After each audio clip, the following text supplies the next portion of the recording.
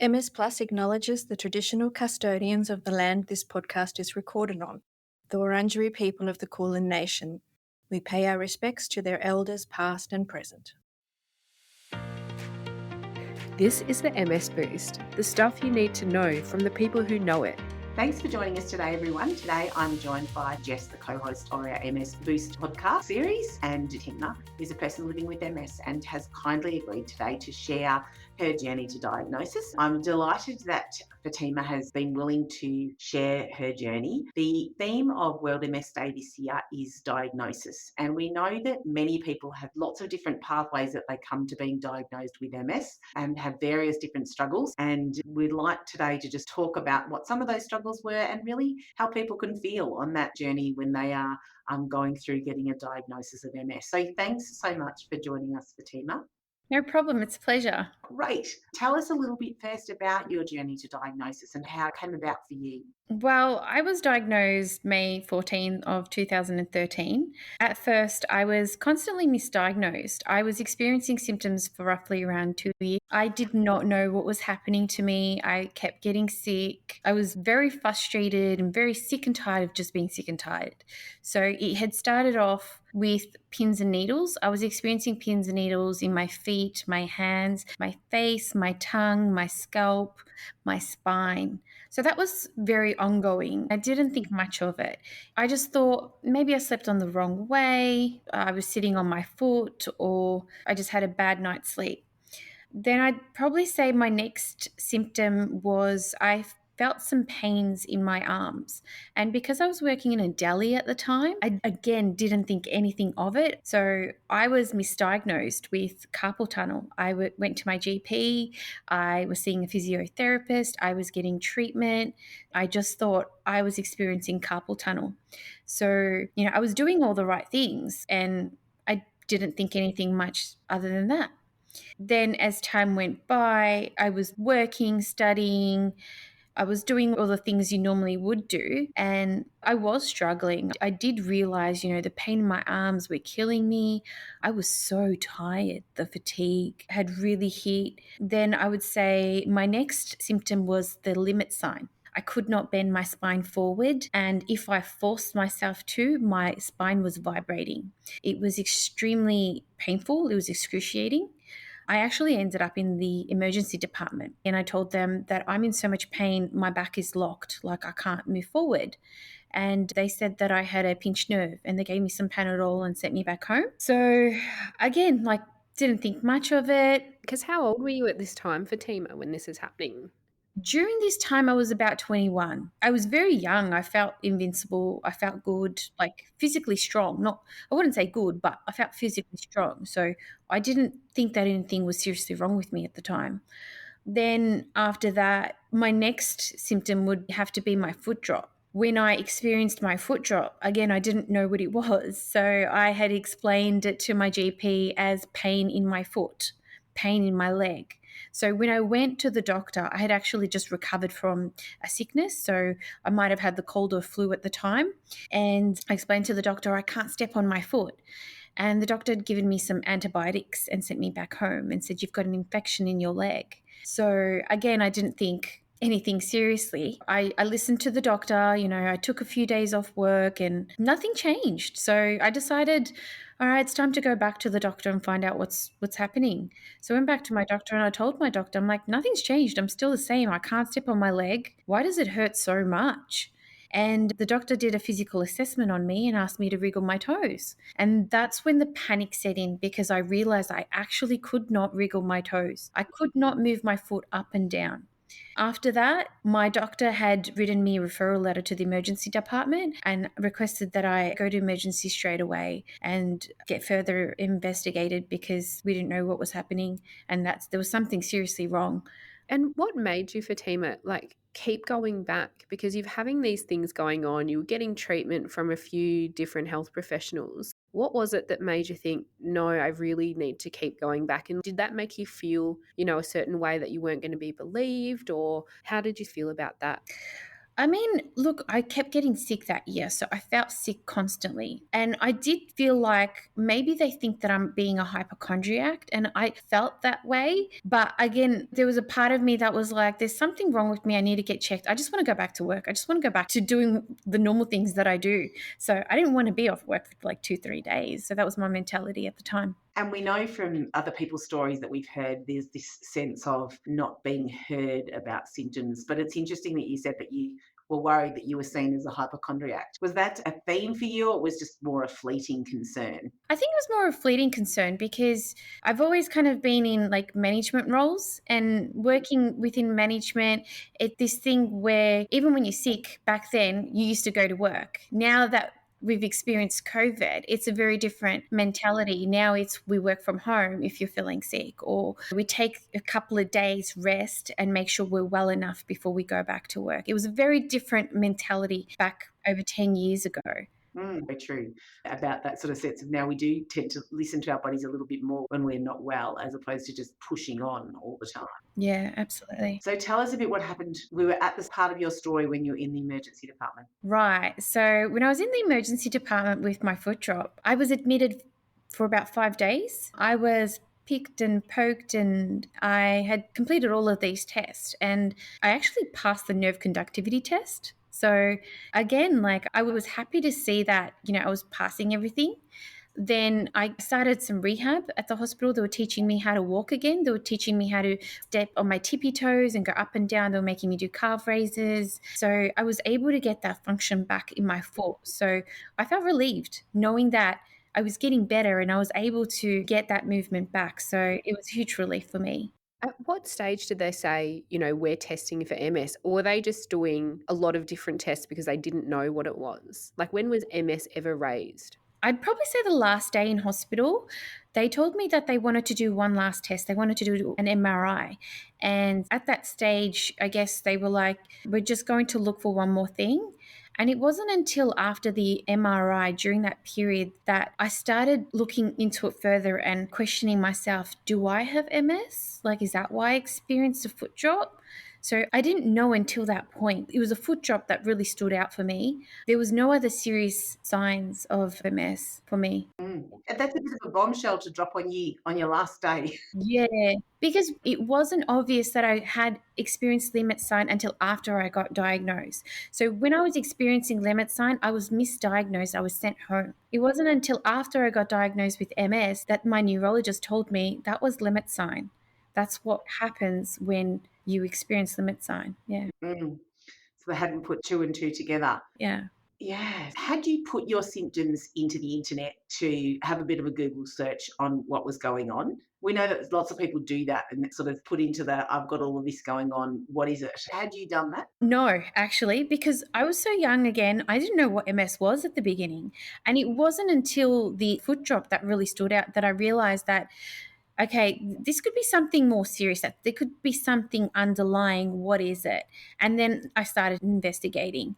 So for me, yeah, didn't think of MS, had no idea. I was just a very young 21-year-old. Yeah, you were. So you've had the MRI in hospital.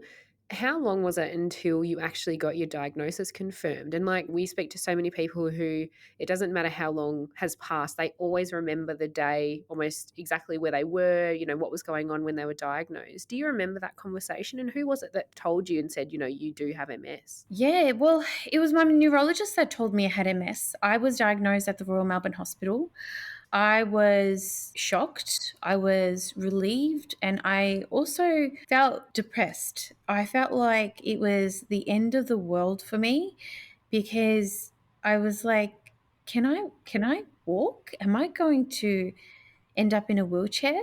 That was my first question. So when my neurologist said to me, look, there's a 20% chance that you may not walk in the future, my anxiety was very high. I didn't know what was going to happen. It was a very uncertain time for me. It wasn't until probably a couple years later that I started really accepting my diagnosis because I was living in a lot of anxiety, not knowing what was going to happen to me. That's huge. Like in terms of that length of time, often thought in my experience as a nurse that the part of processing the diagnosis actually takes a couple of years. And just hearing you say that really resonates to say it's not just a point in time, it's actually a process of adapting and learning. What things helped you, do you think, turn that around from a position of anxiety and sort of a sense of despair to hopefully some hope? I think, you have a range of emotions to begin with, but really what stood out for me was, the support that I received from my family. I decided I wanted to change my job. I decided I needed to make some changes for myself. I decided I wanted to spend more time with self care, looking after myself. I had to literally rewire my brain and how I thought, my thought processes. I started to see a psychologist, just having that positive mindset and realizing that everything was going to be okay. So, I had to really filter out what wasn't important. And if something was stressful and negative, I just didn't want to be around it. So, my mentality was if it's not going to matter in the next 5 years, I'm not going to spend more than 5 minutes worrying about it because there's bigger things in life. Well, that's a lot of work. You say it so quickly, but I think that's probably a lot of work to help you be able to actually do that. You talked about your family and friends. Tell us a little bit about what they meant to you at that time of diagnosis. Yeah, it was rough. I mean, yeah, really, really rough because nobody really understood.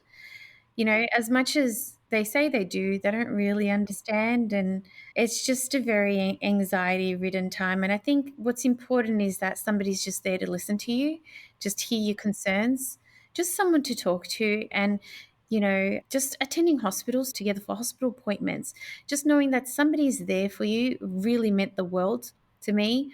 Or if someone even researched what MS was, it really meant the world to me, just knowing the symptoms that I was experiencing. So, it would make me feel really emotional. Yeah.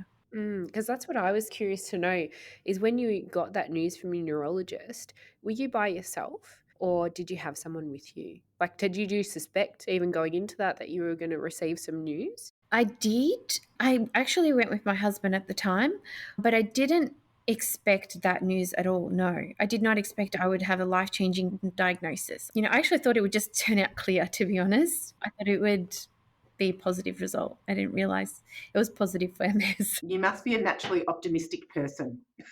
I think probably maybe at 21 we're all pretty optimistic about things, aren't we, really, in terms of our health? Yeah, I mean, generally, I'm a very optimistic and positive person. So I'm always trying to practice gratitude and affirmations. Not only do I, exercise and take medication, but I also work on my mental health. Doing those things, I think it's really important to work on your mindset. You have to have the three together and your faith and prayer. I think it's really important.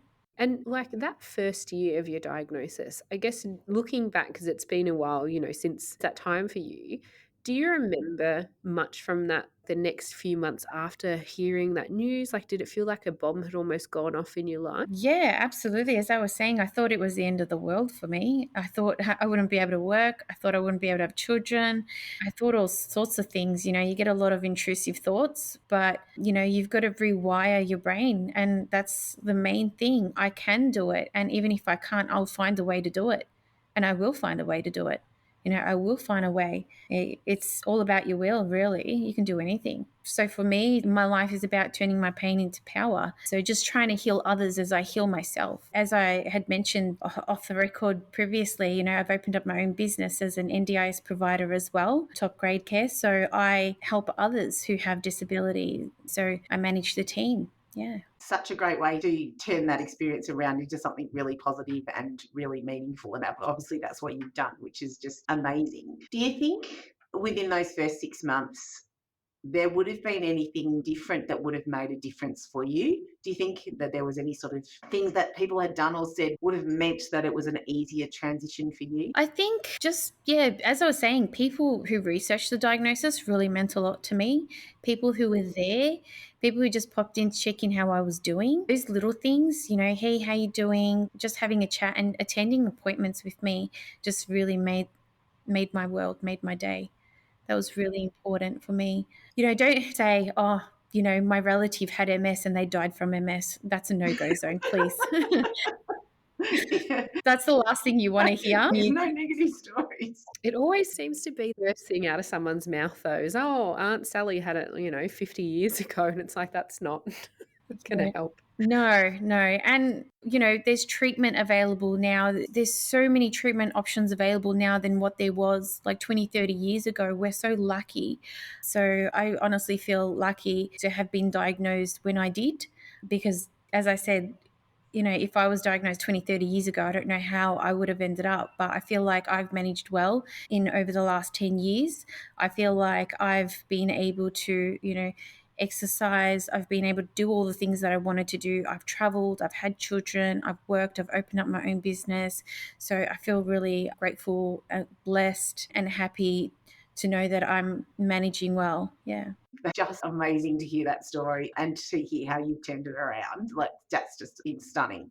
Do you think that the healthcare team around you were hopeful enough? Do you think their attitudes and ways that they approached things were helpful or unhelpful at a certain time? Yes, there were certain things. I mean, my neurologist never told me how beneficial exercise would have been for me. I would say in the earlier days, it wasn't something that was really recommended or prescribed. The first thing a neurologist would do would provide you with medication. And unfortunately, you don't get counseling, you don't get physiotherapy, you don't get a personal training or anything like that. These are all additional services that you have to pay out of pocket for. And these were things that I had to navigate and discover later on over the years. I've had to find these services to help support me on my journey of MS and living well over the years. And it's taken time to get the right healthcare team. I feel like right now in my life with where I'm at, I have the most amazing healthcare team. I've got people that support me. I've got, my family, my friends. I've got my healthcare team. I've got a physiotherapist. I have an exercise physiotherapist. I have a PT. I have my psychologist. And I feel like I'm doing well because I have these supports in place to support me. I absolutely love that you said that it took you years to get that team. Often we sort of say, here's the list, everybody, go and find that. But just, I love the fact that you said it took me a while to find the people that were right for you. And that you spread your healthcare team out to your family and friends, your personal trainer, like they're all part of Team You. And I love that you said that it does take time to get that team around you. And I think it's really important to also say very clearly, you said it would have been better to have that said at the start, but you're right. 10 years ago, we didn't really talk about it. I think not nearly as much as what we are now. We're so lucky we have NDIS now, because now NDIS support people who have disabilities. NDIS was not around over 10 years ago. It's still fairly new. And it's made a huge impact on my life. I know that. So I just feel like we're so grateful to have that here in Australia. And so what do you sort of think, if you could go back 10 years and tell your newly diagnosed self something now as a person who's been living really well, like what's your bit of advice that you'd give to either yourself or someone else who's newly diagnosed? It's going to be okay, firstly.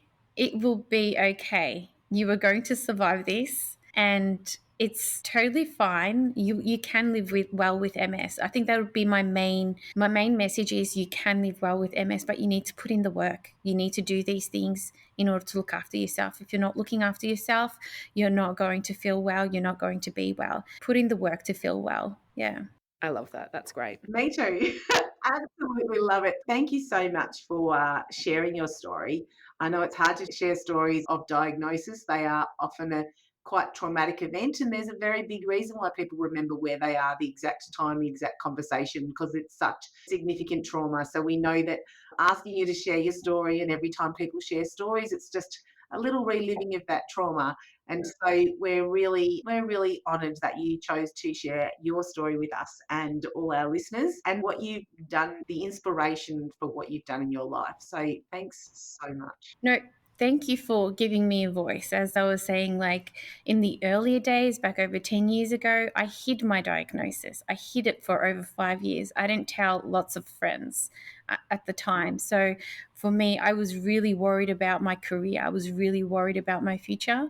So being able to talk about it now, accept my diagnosis, has taken me a long time. So I'm so grateful that now I can have have a place to be able to talk about my experience and hopefully help somebody else that's also feeling the same as well. Find your voice. Don't be afraid or ashamed of who you are, because there's nothing to be ashamed of. You can live well with MS. It's not the end of the world. You're going to be okay. Thank you so much, Fatima. Oh, thank you so much. It was absolutely fantastic, and you are so inspiring. So thanks. Thanks for listening to the MS Boost. Let us know, what's one bit of advice that you would give your newly diagnosed self looking back now? Listen out for a new episode next fortnight.